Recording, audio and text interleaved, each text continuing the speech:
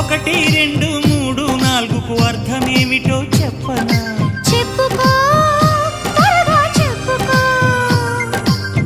ఒకటంటే ఒకటిగా అడుగేద్దాం,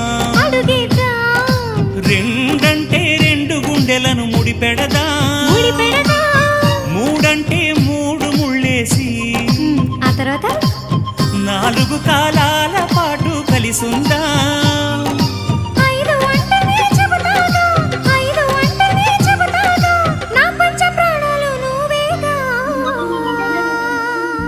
అమ్మావు ఇల్లు ఈగ చదివానాడు,